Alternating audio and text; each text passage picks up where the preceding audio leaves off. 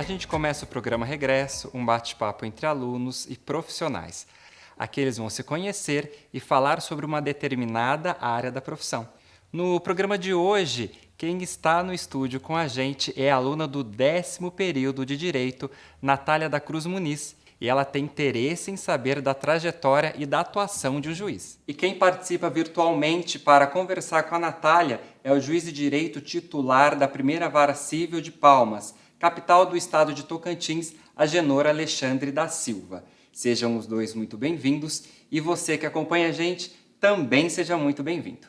Apresentados, acho que nós podemos dar início à nossa conversa. Eu gostaria de falar primeiro com o juiz Agenor para ele passar um pouco sobre a trajetória dele, o famoso currículo. Para mim é uma satisfação muito grande e uma deferência, né, com tantos profissionais aí, juízes, amigos aí na cidade de Taubaté, a Unital dá essa preferência à minha pessoa, que sou ex-aluno da Faculdade de Direito. Meu nome é Agenor Alexandre, sou natural de Taubaté, mais especificamente do distrito de Quiririm. Sou graduado na Faculdade de Direito de Taubaté, ingressei na magistratura em 1996, então minha formatura foi em 95, então foi tudo muito rápido, né? E depois disso fiz pós-graduação em Direito Processual Civil pela Universidade de Taubaté, em Direito Processual Penal pela Escola Paulista da Magistratura, né, pelo Tribunal de Justiça de São Paulo. Também tenho cursos específicos na Universidade da Geórgia, nos Estados Unidos, curso na Universidade de Tsinghua, que é em Pequim, na China. Tenho decisões publicadas em revistas internacionais e também sou diretor da Escola Nacional de Magistratura, estaduais, dos juízes estaduais, e esse é um breve relato da minha carreira. Natália, agora a gente gostaria de saber de você, por que você escolheu o direito e quer ser juíza? Então, na verdade, eu escolhi direito porque, além de ser da área de humanas, eu sempre tive muito esse senso de justiça, de querer fazer o que é correto, de querer ver o correto acontecendo, não gostar de injustiça. E o bom do direito é que, em breve, né, eu vou ter esse... Eu tenho embasamento através do direito e vou ter futuramente, né, eu vou poder colocar isso em prática, né? Então, já que nos conhecemos melhor, Natália, agora é a sua oportunidade de saber um pouco mais da atuação e dos passos aí do Sr. Agenor. Fique à vontade. A primeira pergunta que eu gostaria de fazer para o senhor é em que momento que o senhor percebeu que gostaria de fazer direito?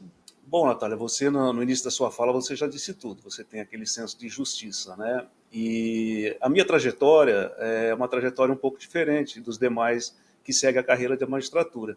A minha trajetória é de uma família simples, pai pedreiro, né, pais separados, 9 filhos, então eu tinha tudo para dar errado. E eu tinha esse senso de justiça, mas nada disso, esses fatores não interferiram em nada. Eu acho que tudo isso é uma evolução mesmo de vida e uma evolução espiritual.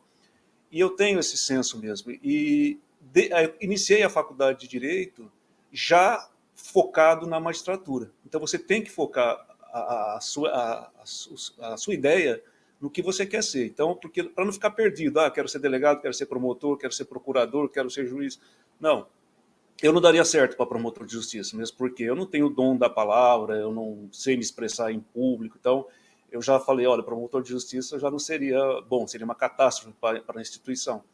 E a magistratura foi meu foco, então durante a faculdade de Direito eu levei bem a sério, mesmo porque eu não tinha as mínimas condições de brincar, né? Porque a gente faz uma faculdade excelente, a Unital, uma das melhores faculdades de Direito, ela que transformou a minha vida, ela que fez com que eu galgasse um dos cargos mais elevados da República.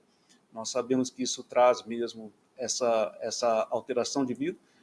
E na faculdade já fui levando a sério, fui estudando, então era muito engraçado porque eu não tinha dinheiro para estudar. Então eu tinha uma moça na biblioteca, que era a Lívia, a Nívia, né?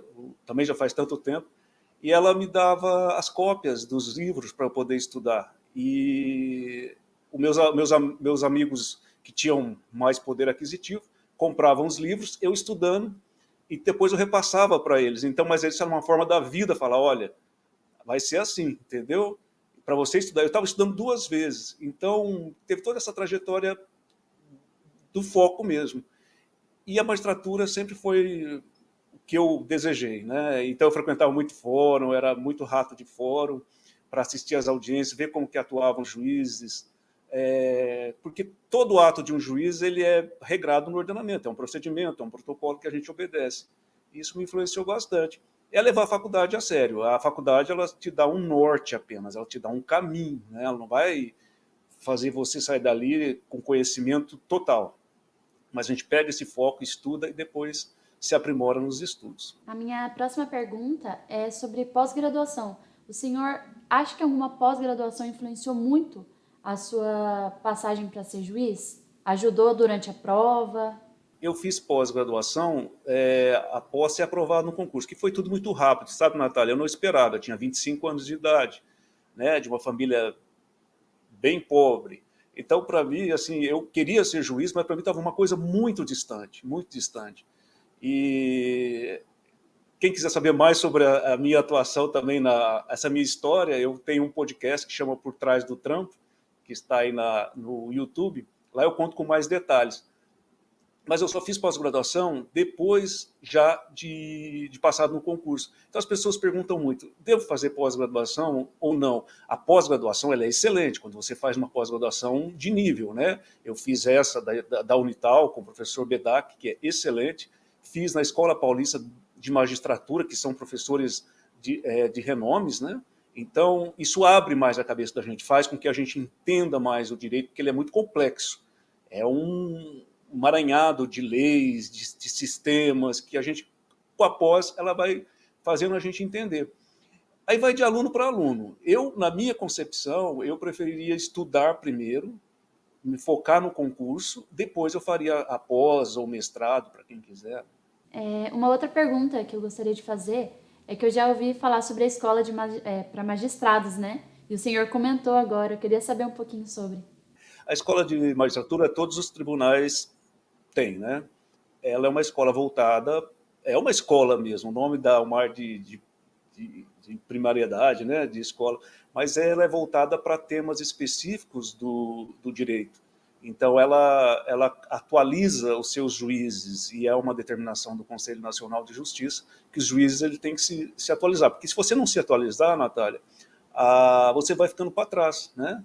E veja bem, eu sou de uma época de máquina de escrever, hoje nós estamos falando de forma online, eu nunca imaginaria isso. Meus processos todos são 100% digitais, as minhas audiências são todas virtuais, então a gente tem que se atualizar, tem que estar. E a escola é isso, e eu optei por fazer na Escola Paulista da Magistratura, porque é uma escola de renome, né? Uma escola que traz excelentes professores. Então, fui aluno de Ada Pellegrini, Vicente Greco, Scarance Fernandes, vários outros. Então, para mim, trouxe assim um aprimoramento mesmo. A escola de São Paulo ela era um dos requisitos para ser aprovado no concurso. Hoje eu creio que não seja mais. Mas a escola ela serve para isso. Depois que você ingressa na carreira, aí você tem essa escola para participar. Mas nada impede também que eles abrem vagas para advogados, né, para outras carreiras também. Então, é uma maneira de aprimorar o profissional do direito. E a minha última pergunta para o senhor viu muita diferença quando o senhor parou de advogar para começar a atuar como juiz? Como que foi essa transição para você? Então, Natália, é como eu estava falando. Na minha vida foi tudo muito rápido. Eu trabalhei como office boy da Associação do Ministério Público, ficava dentro do fórum, e todos aí conhecem, Fernando de Almeida Pedroso, que é excelente, conhece Marcelo Negrini, Paulo José de Palma, na minha época, doutor Fernando Romero, pai do doutor Rodrigo Romero, que é um grande amigo, doutor Xavier, na minha época, esses promotores um pouco mais antigos. E não o doutor Marcelo, o doutor Paulo de Palma, que ainda estão aí na ativa. Eu trabalhava de office boy, e quem arrumou até interferiu nesse eu frequentava tanto fórum que um juiz que era juiz estadual e hoje ele é desembargador federal no Rio de Janeiro, que chama Guilherme Calmon Nogueira da Gama. Eu digo que ele é um anjo, na vida da gente aparecem anjos. E ele eu sempre no fórum me arrumou esse emprego e conversou com o promotor que estava contratando, e eu falei, quero sim. E ali eu fui aprendendo, então a vida me colocando mais uma vez para estudar. Então eu trabalhava, fazia as denúncias, as minutas, né? Fazia, pretensão. Eu fazia as minutas para os promotores, pedido de arquivamento, tudo isso já era um aprendizado.